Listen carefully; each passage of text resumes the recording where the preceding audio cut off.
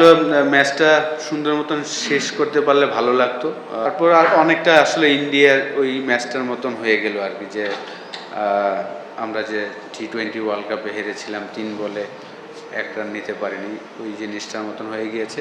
হ্যাঁ, তো এরকম শুরুর দিকে হওয়াটা আমি মনে করি যে অবশ্যই খারাপ আমাদের জন্য। কিন্তু তারপর আমি মনে করি যে যেহেতু লম্বা টুর্নামেন্ট আরও ৮টা ম্যাচ বাকি আছে, আশা করি কালকে আমরা আবার আমাদের রাইট ট্র্যাকে চলে আসবো ইনশাআল্লাহ। কিছুই পারফেক্ট ছিল। আমি মনে করি যে আমরা যেভাবে ব্যাটিং করছিলাম, ফার্স্ট অফ অল রাজশাহী যেভাবে স্টার্ট পেয়েছিলেন আর কি, আফটার 4 ওভার প্রথম 4 ওভার আমরা ভালো বল করেছিলাম। তারপরের থেকে তারা শান্ত এবং তাদের পাকিস্তানি ব্যাটসম্যানরা খুব চমৎকার ব্যাটিং করেছিল।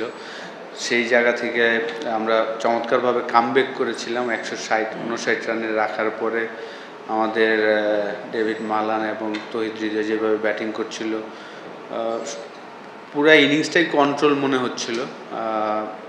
তারপরে তো আসলে লাস্ট ওভারে নুরুল হাসান সোহান চমৎকার একটা বাউন্ডারি মারল নামার পরে। তারপর আর অনেকটা আসলে ইন্ডিয়ার ওই ম্যাচটার মতন হয়ে গেল আর কি যে আমরা যে টি-20 ওয়ার্ল্ড কাপে হেরেছিলাম ৩ বলে ১ রান নিতে পারিনি। ওই জিনিসটার মতন হয়ে গিয়েছে। এমনিতেই আসলে আমাদের পেস ইউনিটটা কিন্তু খুব ভালো। আপনি যদি দেখেন যে লাস্ট ৫-৬ বছর ধরে আমাদের প্রায় ৮-১০টা বলার আছে যারা 140 প্লাসে বল করতে পারে।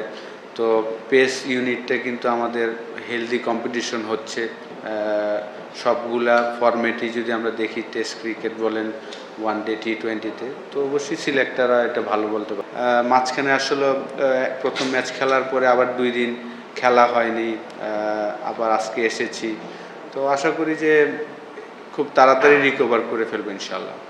অবশ্যই সিলেক্টররা হয়তোবা দেখছেন, ওনারা চিন্তা করছেন কাদের নিয়ে।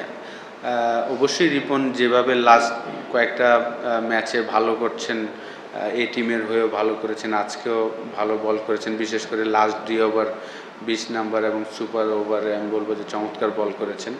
তো সিলেক্টররা ভালো বলতে পারবেন। হ্যাঁ, আসলে ম্যাচটা সুন্দর মতন শেষ করতে পারলে ভালো লাগতো। কিন্তু রাজশাহী টিমটাও আমরা বলতে হবে যে খুব চমৎকার একটা দল।